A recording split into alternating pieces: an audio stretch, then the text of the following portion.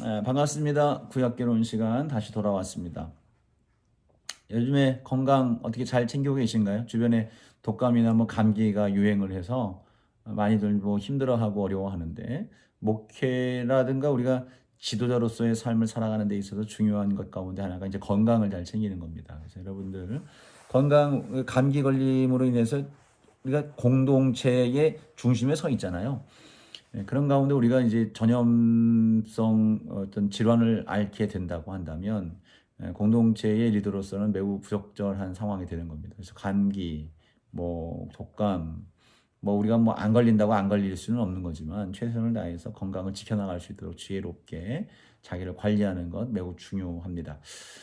자, 지난 시간에 과제를 내드렸어요. 지난 시간에 드렸던 과제는 열왕기서에 나타나는 종교 개혁을 여러분들이 리서치를 해서 그 개혁의 내용들을 요약을 하고 기술을 하고, 그 종교 개혁의 의의를 기술해라, 적어라, 내용을 이제 쓰는 것으로 과제를 드렸습니다. 뭐 쉽지만은 않죠. 왜냐하면 그 전체적인 열왕기서의 내용들을 다 이제 파악을 하고 읽어야 되기 때문에 그렇습니다. 근데 어쨌든 그런 과정을 통해서 하는 목적을 가지고 주제를 가지고 또 성경을 바라보게 되면 그 관점을 통해서 성경을 다시 이제 볼 수 있게 되고 이해할 수 있는 중요한 또 과정이 됩니다. 그래서 여러분들에게 유익한 과제를 내드린 것이라고 생각을 하고, 그것이 이제 열왕기서에 흐르고 있는 중요한 핵심적 주제입니다. 지난 시간에 우리가 솔로몬에 대한 서론적인 이제 언급만 살짝 하고 이제 마무리를 했는데, 열왕기서가 이제 오늘 이제 말씀을 나누는 이제 또 한 부분이 되겠는데, 열왕기가 갖고 있는 중요한 관점이 그겁니다. 지난 시간, 지지난 시간 연거푸 말씀을 드렸던 것 같아요. 신명기적 역사관이라고 하는 표현을 썼습니다. 신명기서에 나타나고 있는 하나님과의 계약 관계를 철저하게 지킬 것에 대해서 촉구하는 그러한 가치를 가진 역사관, 역사서들이죠. 여호수아 이하, 이제 열왕기 상하까지에 이르는 그 역사서의 전반이 이제 신명기적 사관을 가지고 있는 신명기적 역사서라고 볼 수가 있는데, 그래서 결국 이제 이 이스라엘의 역사가 하나님께서 명하신 그 언약을 지키면서 그 뜻대로 살아가고 있느냐. 그러니까 예배를 중심으로 살아가고 있고, 그러니까 성전 중심의 삶, 그리고 유일하신 하나님에 대한 경배, 그리고 이방인의 풍속을 따르지 아니하고 이방인과 결혼하지 아니하고 교류하지 아니하는 것, 이방 신상은 물론 마찬가지고요. 그리고 이제 그러한 관계 속에서 너희 하나님과 이스라엘 백성들의 조건부적인 관계, 계약 관계를 표현을 하죠. 너희들이 이렇게 하면 하나님이 이렇게 축복하실 것이고, 그렇지 아니하면 너희들을 징계하실 것이다라고 하는 그러한 구조 속에서 흘러가고 있는 역사관을 신명기적 역사관이라고 얘기를 했어요. 그런 가운데서 이제 열왕기서가 이제 진행이 되는데, 열왕기서 같은 경우, 열왕기서는 이제 시작점이 열왕기 마찬가지로 이제 신명기적인 정확한 그러한 통치적, 뭐 전체적 그 역사적 흐름을 갖고 있기 때문에, 여러분들이 종교개혁이라고 하는 그러한 관점을 가지고 열왕기서를 바라본 것은 열왕기서가 지향하고 있는 중요한 어떤 역사적 관점을 볼 수 있는 그러한 중요한 과정이 되었을 겁니다. 그래서 여러분들이 이 과제를 꼭 하셔서 전반적으로 이제 신앙적 관점으로 계약 관계적 하나님 앞에서의 신앙 관계 중심적인 내용들을 전반적인 이제 그 핵심 주제가 되고 있다는 사실을 여러분들이 몸으로 느낄 수 있도록 그렇게 해주시기를 바랍니다. 열왕기서가 시작되면서 다윗의 노년의 모습으로부터 시작이 됩니다. 다윗의 노년의 시간, 다윗의 어떤 그래서 유언과 또 왕권이 솔로몬에게 이양되면서 있었던 여러 가지 중요한 그 정권 이양에 있어서의 일들이 이제 일어나죠. 아도니아의 어떤 스스로 왕이 되는 거, 거기에 붙어 있는 이제 요압 장군, 또 이제 제사장들이 그쪽에 이제 가세를 해서 지내다가 이제 솔로몬에게 정권이 이양이 되면서 그 상황들을 정리해 나가는 장면들이 이제 나오기 시작을 합니다. 그리고 솔로몬의 통치가 진행이 되고, 지난 시간에 언급했던 것처럼 성전 건축이 다루어집니다. 근데 뭐 안타깝게도 그 이후에 왕국이 분열이 되죠. 분열이 되고 왕국의 흥망성쇠, 마지막 몰락에 이르기까지, 멸망에 이르기까지 전 역사, 이스라엘의 왕정의 전반적 역사들을 다 다룬 내용이 이제 열왕기 상하가 될 겁니다. 근데 과거사를 이제 기술한 그러한 역사서로서 이 열왕기 상하는 그냥 단순히 역사서가 아니에요. 그러니까 하나님의 관점, 신앙적인 관점으로 철저하게 이제 바라보고 있는 그러한 책이 되겠습니다. 그래서 과거 역사를 기술한 그러한 어떤 역사서에도 이러한 역사 의식을 가지고 기술된 역사는 사실 거의 보기 어려운 일이죠. 자기 나라의 역사를 쓰면서 하나님과의 관계가 흥과 망의 상당한 상관관계를 이루고 있다는 것을, 상관관계 정도가 아니고 지배적인 것이죠. 그것이 하나님의 통치와 하나님의 주권 아래에 놓여져 있는 자신들의 역사를 기술하고 있는 것에 있어서는 매우 중요하고 독특한 양식이 아닐 수가 없습니다. 그래서 학자들 가운데서는 이 열왕기서를 이제 역사 신학이다, 또 역사 철학이라고까지 얘기하는 사람들도 분명히 있을 겁니다. 그러니까 다시 말하면 한 나라의 흥망성쇠에 있어서는 정치적인 면과 군사적인 면과 외교적인 면과 경제적인 면과 여러 가지 이제 리더십이라는 이런 것들이 이제 복합적으로 나타나는 일들이 될 텐데, 그러한 것들이 이 나라의 역사의 주가 되지 않는다는 겁니다. 하나님의 축복, 또 하나님의 징계, 하나님의 진노와 하나님의 기쁨, 이러한 것들이 자신들의 역사에 지대한 영향을 끼치고 있다는 것을 설명하고 있는 그러한 내용으로 이해를 할 수가 있습니다. 이 처음 부분에 이제 통일왕국 시대의 상태로부터 이제 이야기 열왕기서가 시작이 되고 있는데요. 솔로몬에게 정권이 이양이 되는 과정에도 참 재미있는 사건들이 있습니다. 재밌다기보다도 참 뭐 그들 입장에서 보면 참 안타까운 현실이기도 합니다만, 앞서 이제 언급을 했던 것처럼 다윗이 이제 정권을 솔로몬에게 넘겨주기 이전에 아도니아라고 하는 아들, 물론 그 아도니아라는 아들은 서열적으로 보면 솔로몬보다 앞서 있습니다. 근데 이 아버지가 아직 죽지 않은 상황에서 스스로가 왕이 되고자 하는 그런 왕권 옹립식이 자체적으로 있어지는 그러한 상황 속에서 이제 솔로몬에게 정권이 넘어가게 되죠. 후대 이제 왕으로 세습이 되게 됩니다. 그런 가운데에서 솔로몬의 나라가 견고해지는 그러한 과정 속에서 스스로 왕이 되려고 했던 자기 형제 아도니아가 이제 죽게 되어지고, 또 그 아도니아를 옹립했던 요압 장군도 이제 그에 있어서의 문제가 되는 거죠. 이 뭐 성경을 우리가 그 내용들을 자세하게 또 살펴보자고 하면 그 나름대로 다 의미가 있습니다. 그러니까 이제 한 나라의 왕이 새롭게 이제 세워지면서 그 나라의 어떤 정적에 관련된 부분들이 이제 정리가 되는 거라고 볼 수가 있습니다. 그런 상황 속에서 이제 점차 성경은 이제 그 과정이 맞춰진 후에 솔로몬의 나라가 견고해졌다라는 표현을 통해서 그 일들이 긍정적인 나라의 견고한 과정으로 세워지는 데 있어서의 중요한 일들이었다는 것을 이제 얘기를 하게 되죠. 뭐 물론 이 다윗의 유언 가운데에는 요압이라고 하는 그 군대 장관, 그리고 시므이라고 하는, 그 당시 이제 명확하게 그 시므에 대한 존재적 기술이 성경에 나오지 않습니다만, 이 압살롬의 아들 압살롬의 반란을 피해서 피난을 가는 중에 이제 다윗을 저주했던 그 사람이 이제 베냐민 지파로 알려지고 있는데, 베냐민 지파의 시므이, 이 사람은 어쨌든 다윗의 정권에 대해서 반발심을 갖고 있다가 그가 어려움을 당했을 때에 그를 저주하면서 이렇게 욕했던 그런 사람인데, 하나의 큰 세력을 갖고 있었던 것 같아요. 또 그리고 그 시대에 정치적인 문제가 있을 때마다 어떤 부정적 스피커의 역할을 했던 그러한 존재처럼 여겨지는데, 다윗이 이후에 정권을 회복하면서 시므이를 용서하는 장면이 나오고 있습니다만, 그럼에도 불구하고 다윗은 이 솔로몬에게 그 부분들에 대해서 간과하지 말 것을 유언을 하죠. 요압도 사실은 군대 장관이라고 하지만 솔로몬 그러니까 다윗의 전적인 그런 어떤 용사로서의 존재는 아니었습니다.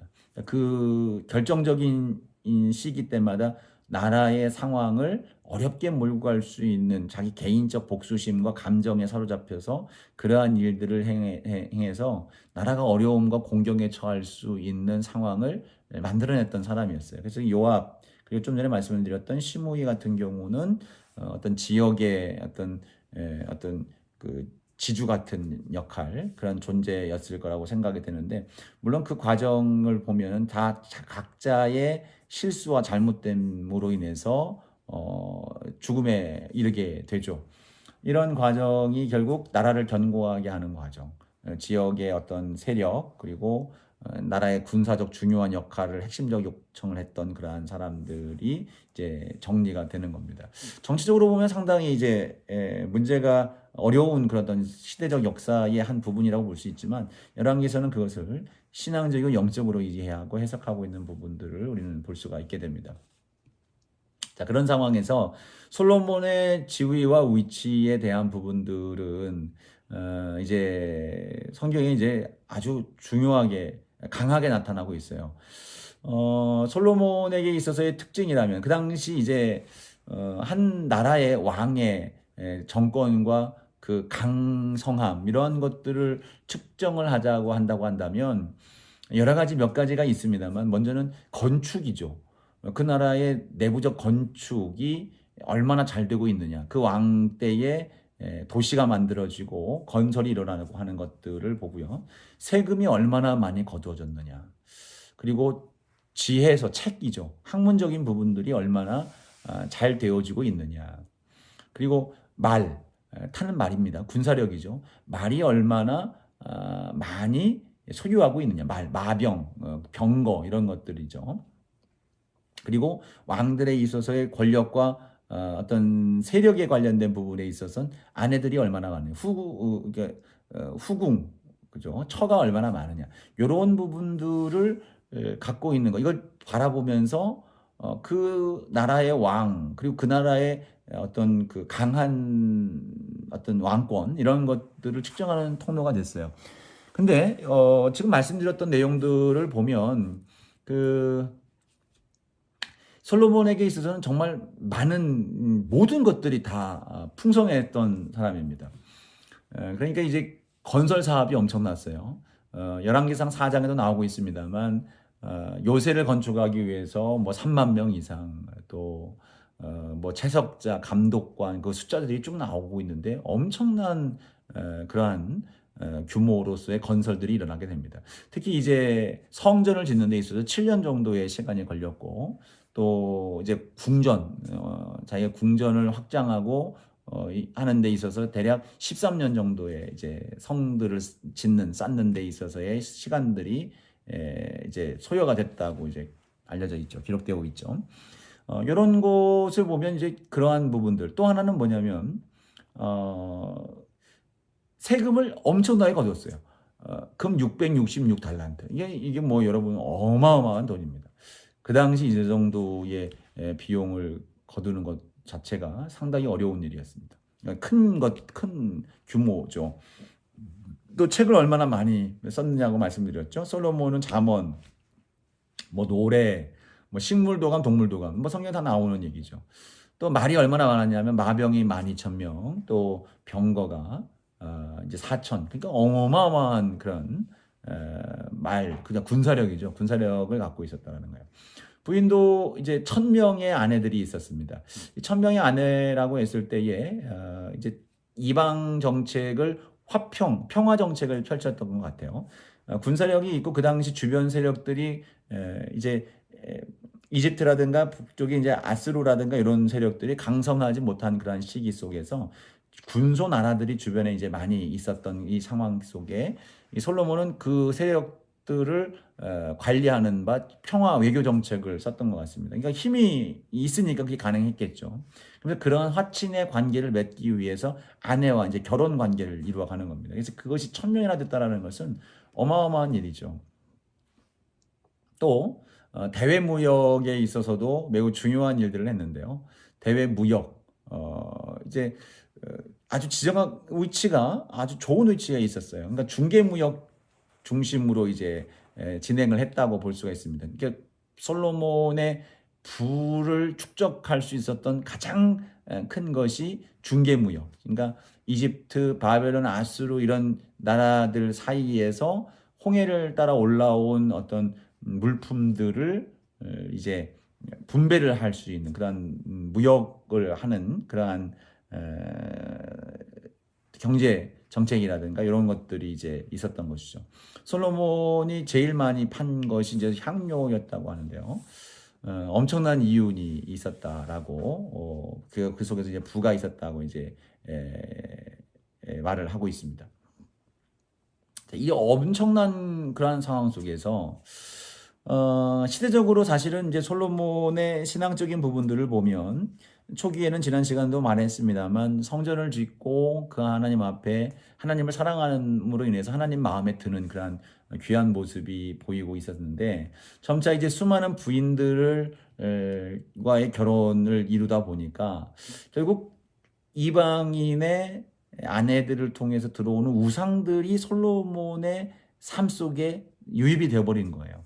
하나님을 믿지 않은 건 아니겠죠. 하나님을 믿었지만 그 믿음 안에 우상 숭배도 겸하여 있어지는 그러한 일들이 나타나게 되는 것입니다. 그렇게 되어지고 또 강해지는 그러한 나라가 되어지는 속에서 이런 상황들이 여러 가지 이제 문제들을 발생하게 되는데 이 주변 나라들이 시기를 하게 되는 거죠. 부국되어지고 강해지니까 이집트라든가 애굽이죠. 바벨론이라든가 아수르 이런 데에서 상당한 이제 견제들이 일어나게 됩니다. 그래서 솔로몬을 무너뜨릴 이제 목적으로 그 다음 세대에 나타나는 르호보암과 여로보암으로 인해서 이제 여로보암이 북과 남으로 갈라지잖아요.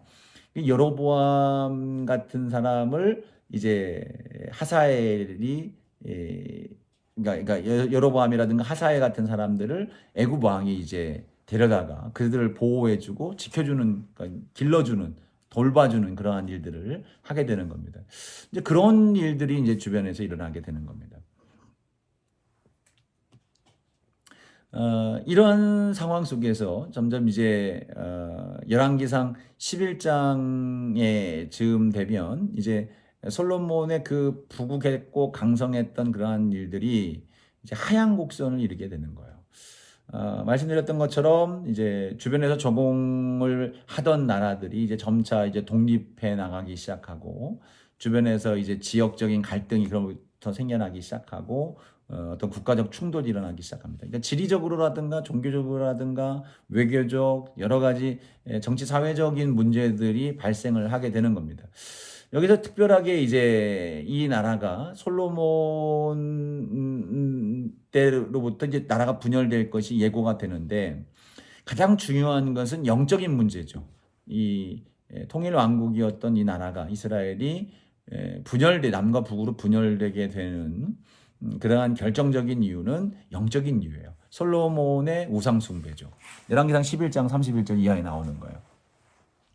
네, 이러한 상황에서 이제 결국 하나님의 뜻과 하나님 앞에 온전하지 못한 모습으로 갔던 그 나라, 그 솔로몬은 결국 나라를 온전하게 지켜낼 수 없는 존재가 되는 거예요.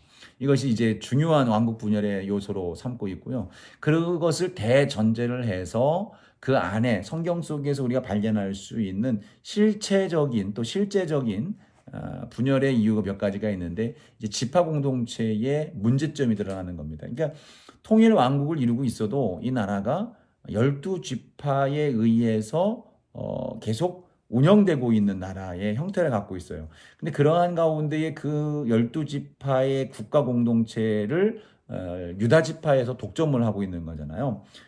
그 다윗과 솔로몬과 이제 그 아들 르호보암으로 이제 연결되는 그런 과정 속에서 어 이제 특히 이제 그 안에서 유다 지파의 솔로몬이 엄청난 부역을 통해서 건축의 중심으로 해 나가다 보니까 그 안에서 불만과 반발이 토로가 되죠. 그러니까 이새의 아들, 이새의 집과 우리가 무슨 상관이 있느냐 하면서 유다 지파인 이새의 아들이 이제 다윗이잖아요. 다윗 그의 혈통 속에서 자신들과 상관없다 하면서 이제 지파 리더들이 이제 반발을 일으켜 반발이 일어나게 되는 거예요.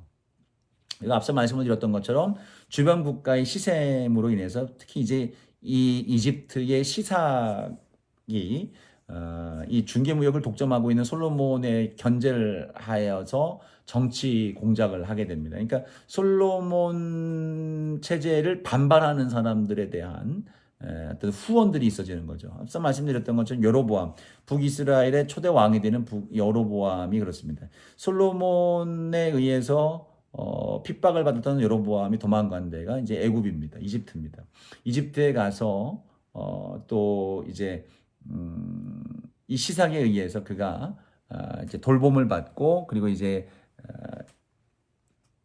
여로보암이 나라를 이제 나라의 어떤 북이스라엘을 건설하는 데 있어서 중요한 역할을 해주는 그러한 일들을 하죠. 그러니까 외교적인 어떤 관계 속에서의 시기와 주변 어떤 정치적인 외교적인 상황 속에서의 봉착된 어려움이 또 분열의 한 요소가 되었고 또 하나는 이제 솔로몬의 아들 르호보암의 미숙함이죠. 성경에는 그 르호보암에게 있어서 이제 미숙한 모습들이 나오게 되는 거예요. 12장에 넘어가면서 이제 그죠? 12장이죠. 이제 그 르호보암이 왕이 되면서 북쪽 지역 즉 북쪽 지역으로 올라간 세겜으로 올라갔어요.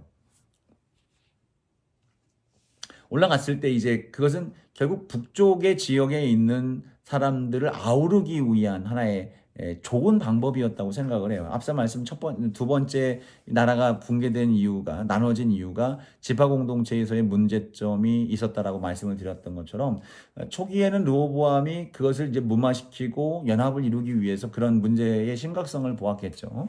그래서 이제 북쪽 지역에 가서 이제 왕권 옹위를 하고 하는 그런 과정들을 거칩니다만 근데 거기서 이제 이 르호보암에게 여로보암을 중심으로 해서 사람들이 와서 르호보암에게 요청을 합니다.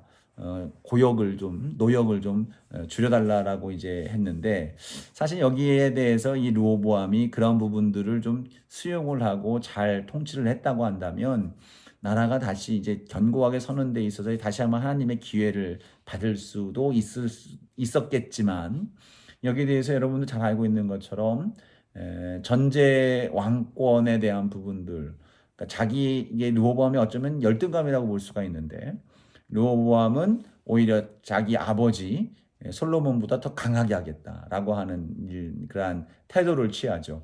원로들은 하나같이 이 르호보암에게 사람들의 요청을 수용해 줄 것을 이제 조언을 했어요. 근데 르호보암 곁에 있는 소장파라고 해야 되나요? 어쨌든 젊은 사람들이 야 이거는 반발입니다. 아버지보다 더 강하게 해서 절대적인 왕권을 보여줄 필요가 있습니다라고 하면서 이제 더 무겁게 하겠다 하면서 이제 그들을 무시해 버리죠. 이것이 결정적인 행동으로 나타나게 하는 어떤 중요한 요소가 됐어요. 그렇게 돼서 결국은 여로보암을 필두로 한 북쪽 지역의 지파들이 북이스라엘을 이루게 됩니다. 그래서 남과 북이 나누어져서 남유다와 북쪽의 11지파가 갈라져서 각각의 이제 왕조가 이루어지게 되는데 이 남과 북은 이때부터 완전히 달라진 그런 나라가 되는 거예요. 남쪽은 정치적으로 다윗의 후손들, 다윗의 자손들을 통해서 계속해서 왕위가 이어지고 있는가 하면 북쪽에서는 상당히 이제 왕권에 있어서는 개방적인 것이라고 얘기를 하고 있습니다만 개방적이라기보다는 상당한 어떤 정치적 쿠데타가 일어나는 거예요. 반란이 일어나는 겁니다. 그러니까 왕을 죽고 죽이는 일들이 엄청나게 반복이 됩니다. 그냥 이런 것들 그리고 앞서 이제 열왕기서가 갖고 있는 사관이 뭐예요? 그 신명기적 관점을 갖고 있잖아요. 이런 관점을 갖고 있기 때문에 결국 남과 북의 흥망에 관련된 부분들의 해석을 하나님에 대한 언약을 어떻게 고수하고 지켜내느냐에 따라서 그 나라의 질이 결정되고 있다는 사실을 분명히 보여주고 있습니다. 남쪽은 그래도 성전 중심, 솔로몬이 지었던 성전 중심으로서 신앙생활이 강조되면서 그것이 유지되고 있었다고 한다면 북에서는 완전히 새로운 신앙 중심제가 생기는 거죠. 새로운 성전을 만들고 제사장도 새롭게 만들게 되는 거고요. 새로운 절기를 만들어가요. 이제 북쪽 여로보암에게 있어서는 이제 이 남쪽으로 내려가는 것들에 대한 두려움이 있게 되는 것이죠. 그 두려움이 결국은 북쪽 지역의 세겜과 베델 지역이죠.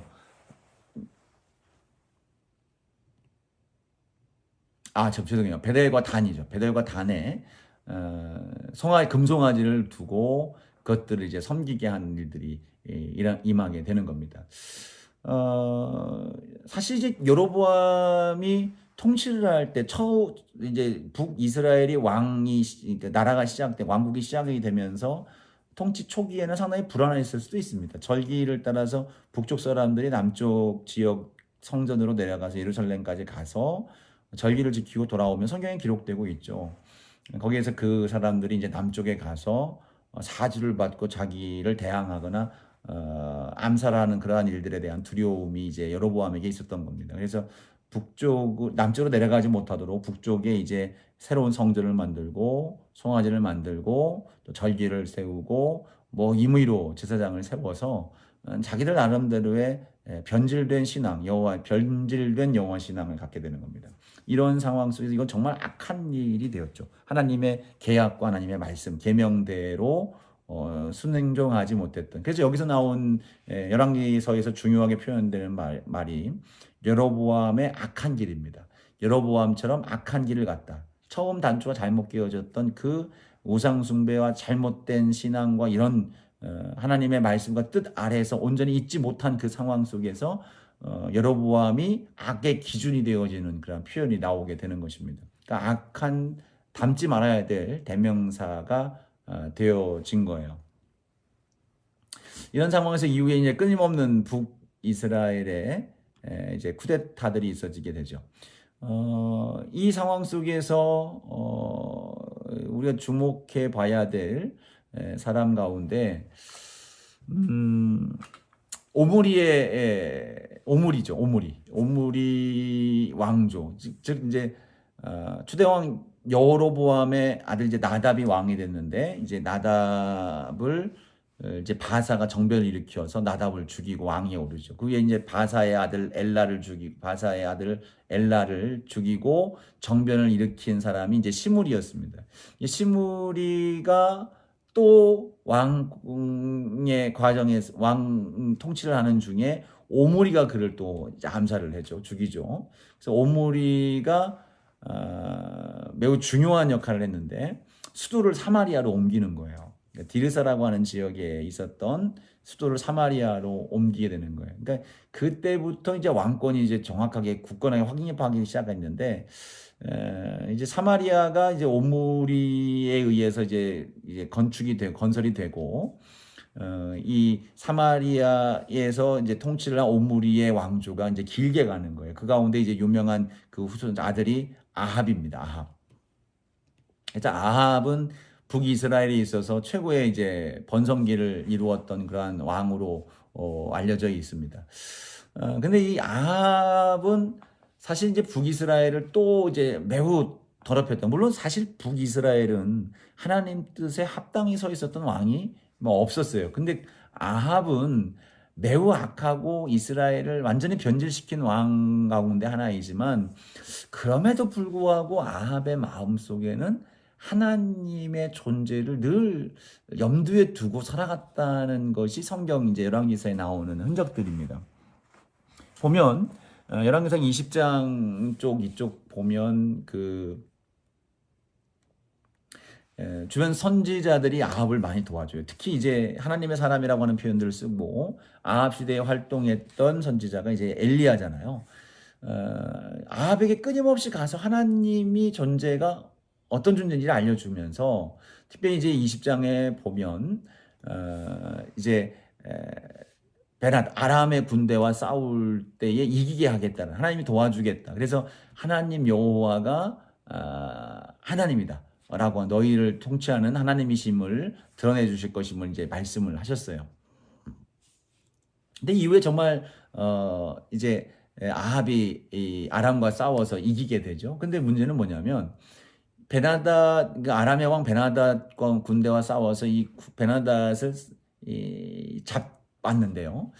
아합이 임의로 이 베나닷을 놓아줍니다. 근데 그 이후에 한 선지자를 통해서 저주의 말씀을 듣게 돼요.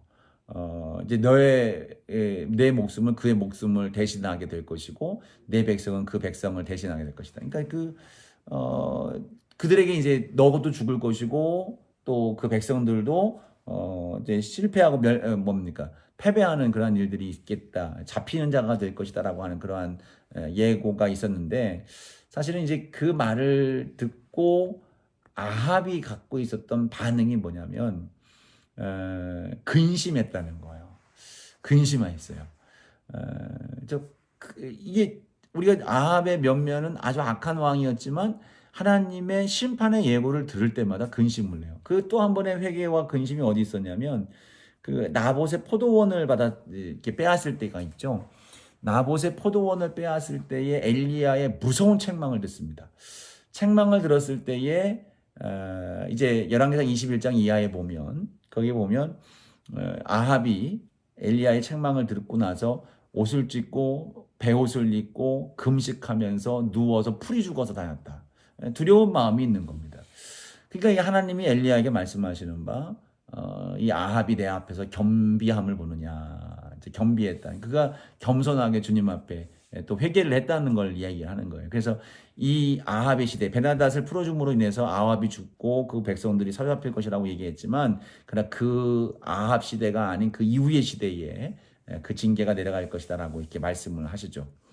아합에게는 영적으로 하나님을 알았음에도 알아서 징계와 책망이 임하면 회개하고 또 두려워할 줄 아는 그러한 상황 속에 있었습니다만, 그러나 그럼에도 불구하고 그는 열매를 맺지 못합니다. 열매를 맺지 못하는 이유가 그가 얄팍한 그 중심, 하나님을 향한 중심성이기도 합니다만, 또 하나의 문제는 뭐냐면 그 아합 배후 후에는 이세벨이 있었기 때문이에요.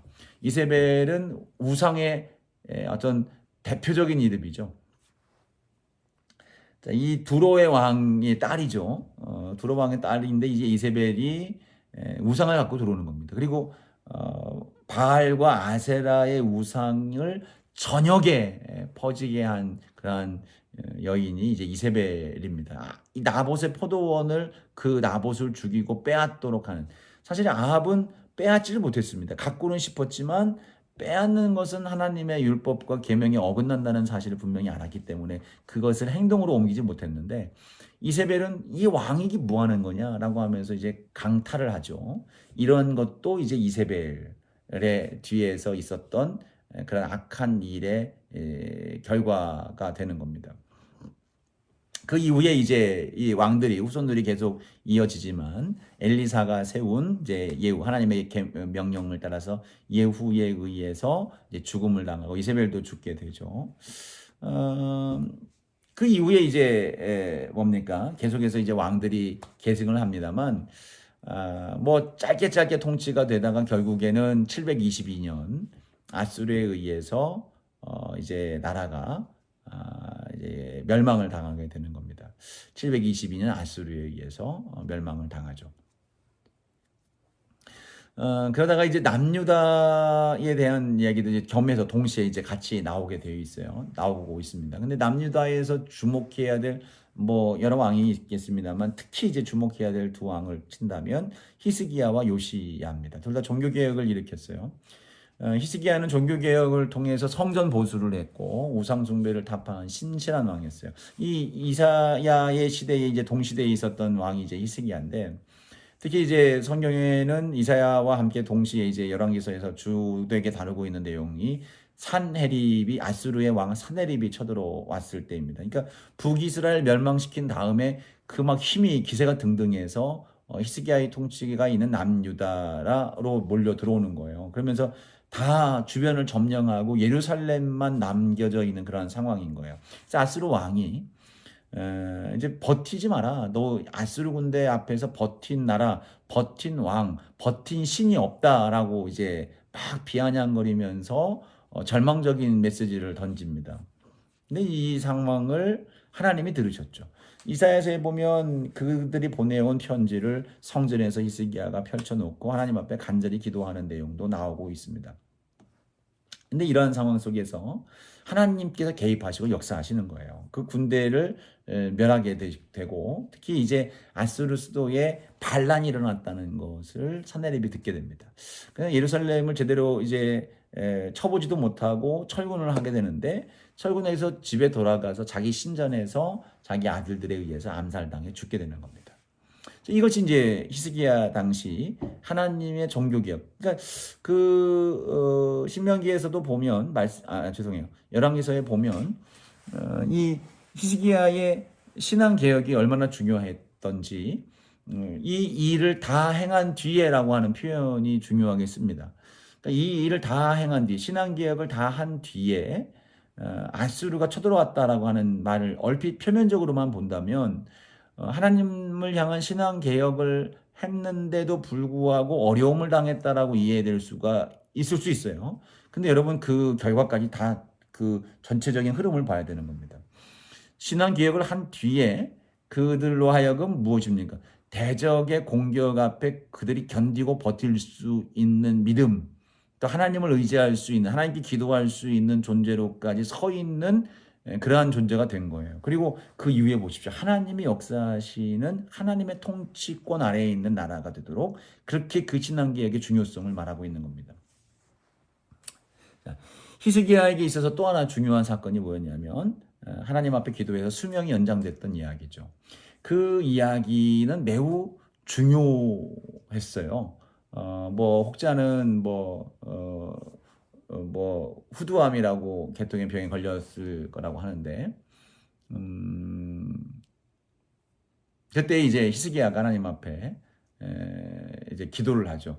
그러니까 이제 그 이사야한테 이제 그 수명이 얼마 남지 않았으니까 이제 삶을 정리할 것에 대해서 통보를 받죠. 그때 이제 하나님 앞에 눈물로 기도했고 그 기도에 하나님께서 응답을 하셨습니다. 15년을 생명의 연장을 받았어요.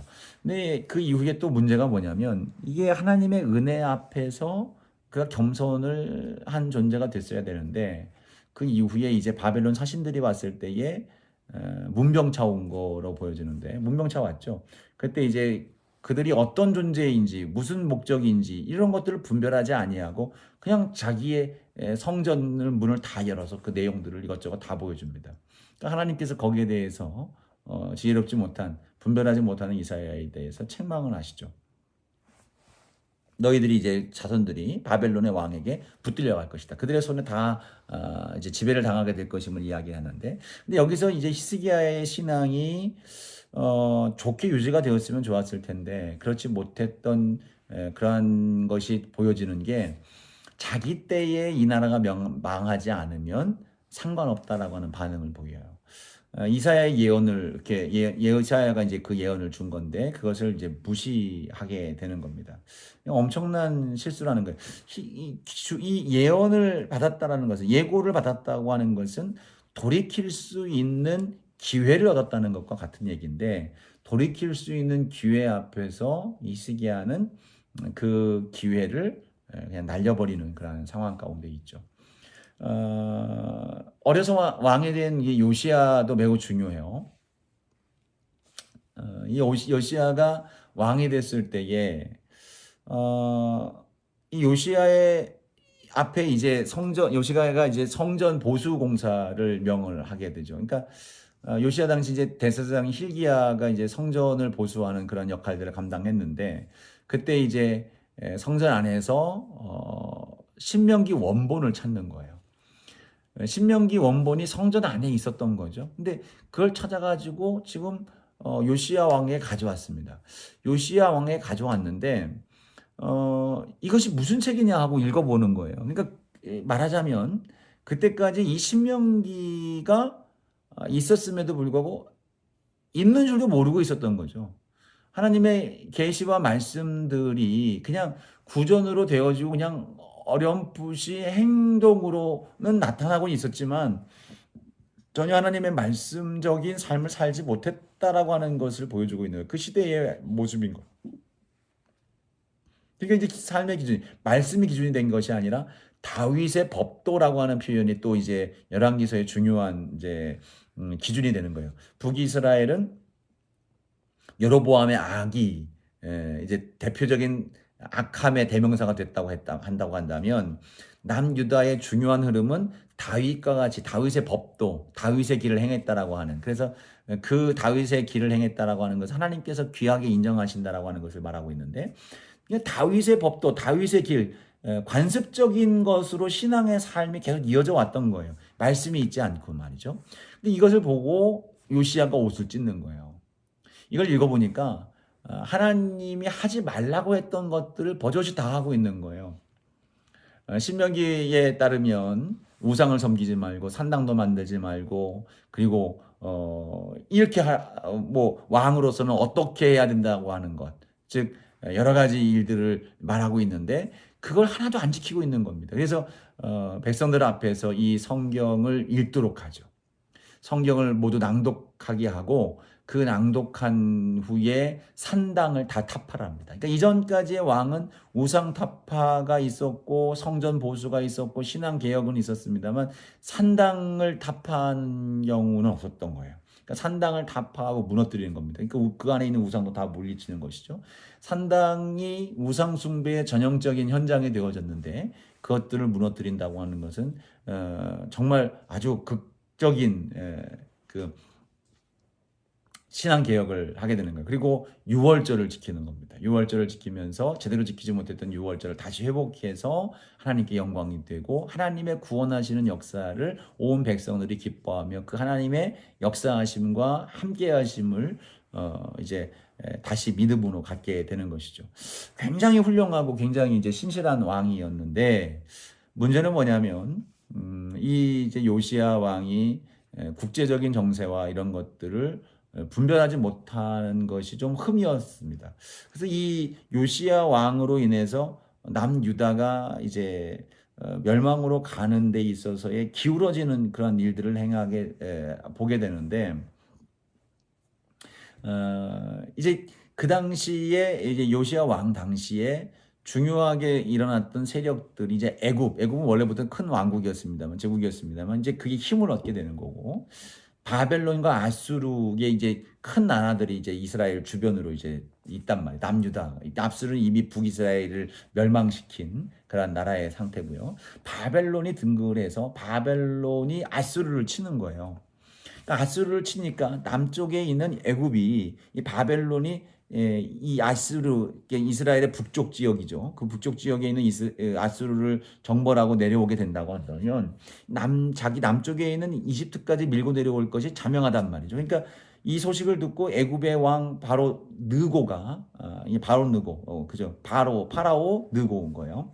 이 바로 느고가 이 바벨론의 남진 정책을 막으려고 이제 북진을 하려고 올라간단 말이죠.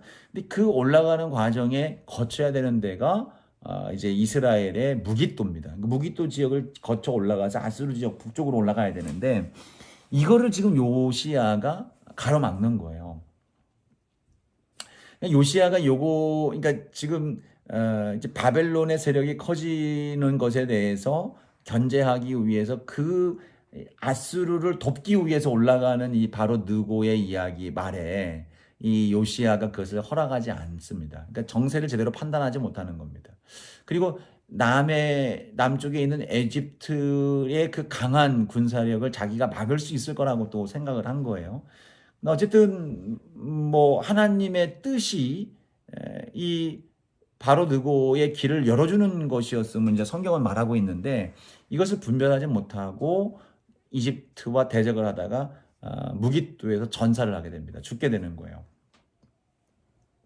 근데 이제 이러한 상황 속에서 실질적으로 이제 남유다가 멸망의 길로 가게 되는 겁니다. 공식적으로는 시드기야 586년, 주전 586년에 바벨론에 의해서 멸망했지만 이때부터 이제 에집트의 어떤 세력 아래에 복속이 되는 거예요. 그래서 이집트가 왕이 유다의 왕을 세워가는 겁니다. 그런 가운데 이제 점점 더 이제 멸망으로 내려가는 그러한 상황에 이르게 되는 겁니다. 그러니까 요시야 이후에 이제 이집트의 왕에 의해서 왕이 세워지는 왕이 이제 여호와스, 여호야김, 여호야긴 이제 이런 왕들이에요. 유다 최후의 왕이 이제 시드기야, 그 다음에 시드기야인데 이 시드기야의 시대에 바벨론에 의해서 이제 끌려가고 거기서 생을 마감하게 됩니다. 뭐, 좀 전에 이제 얘기했던 이제 바벨론과 그, 어, 이집트의 전투가, 이제 갈그미스 전투라고 하는데, 이 갈그미스 전투에서 이집트가 패하죠. 그러니까, 이집트의 어떤 통치 아래에 있었던 이스라엘, 그러니까 그러한 상황 속에서 이집트가 망하게 되니까, 패배하게 되니까, 바벨론이 이제 이스라엘을 이제 집어삼키게 되는 그런 상황 속에 이르게 되는 겁니다. 그래서 이제 이때로 인해서 400년 동안 지속됐던 남쪽 왕국이 주전 586년에 바벨론에 의해서 완전히 멸망함으로 남유다의 역사가 이제 마무리가 되게 되는 겁니다. 뭐 혹자는 요시야의 종교 개혁이 있었던 정말 훌륭하고 좋은 왕이라고 인정을 받는데 어떻게 요시야가 그 전투에서 실패했다고 해서 나라가 이렇게 어떤 쇄국의 상황으로 갈 수밖에 없느냐라고 안타까워하는 그러한 상황 가운데 이렇게 그런 말이 나오는데 사실 이제 요시야의 문제만은 결코 아닙니다. 요시야는 그 정세를 분별하지 못하고 하나님의 뜻을 파악하지 못하고 가로막았던 실수는 하긴 하지만 사실 남유다가 멸망될 것에 대해서 이미 결론이 내려진 것은 언제냐면 므낫세라고 하는 왕, 요시야 이전에 므낫세 왕, 그 할아버지죠. 므낫세 왕이 결국 엄청난 죄로 인해서 그때의 멸망이 이제 예고가 되는 거예요. 그게 이제 열왕기하 23장에 나오는 내용인데요. 이렇게 말하고 있어요. 잠깐만 이거 한번 봤으면 좋겠는데요.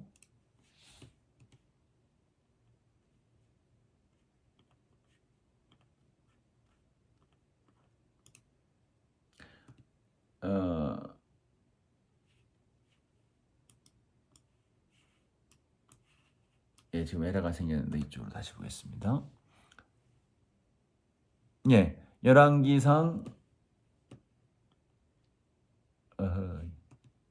열왕기상 23장 25, 26절 보면 이렇게 말합니다. 요시야와 같이 마음을 다하며 뜻을 다하며 힘을 다하여 모세의 모든 율법을 따라 여호와께로 돌이킨 왕은 요시야 전에도 없었고 후에도 그와 같은 자가 없었더라. 그러나 여호와께서 유다를 향하여 내리신 그 크게 타오르는 진노를 돌이키지 아니하셨으니 이는 므낫세가 여호와를 경노하게 한 그 모든 경노 때문이라. 그죠? 요시야의 실수는 그 통치 속에서 그의 실수는 분명히 있었지만 이 나라가 하나님의 징계 속에서 진노를 고스란히 받을 수밖에 없는 이유는 므낫세 시대, 물론 뭐 므낫세뿐이겠습니까? 그 이전에 악한 왕들의 계속 누적이 되어져 온 하나님을 멀리했던 그런 신앙적 영적 상태, 이러한 것들이 결국은 하나님의 진노와 경노가 그대로 이루어질 수밖에 없는 상황이 되었다고 볼 수가 있는 겁니다. 자, 이 나라가 그래서 이제 북쪽은 시리아에 의해서, 남쪽은 요시야에 의해 바벨론에 의해서 이제 결국 멸망을 당해서 이스라엘은 이제 북쪽 아수르 같은 경우에는 이제 아수르에 의해서 이제 이주, 그러니까 혼혈 정책을 폈어요. 그래서 각 민족을 뒤섞는 겁니다. 그래서 그때부터 이제 그 이스라엘의 11지파의 정통성이 이제 많이 훼손되는 상황 속에 있었고요.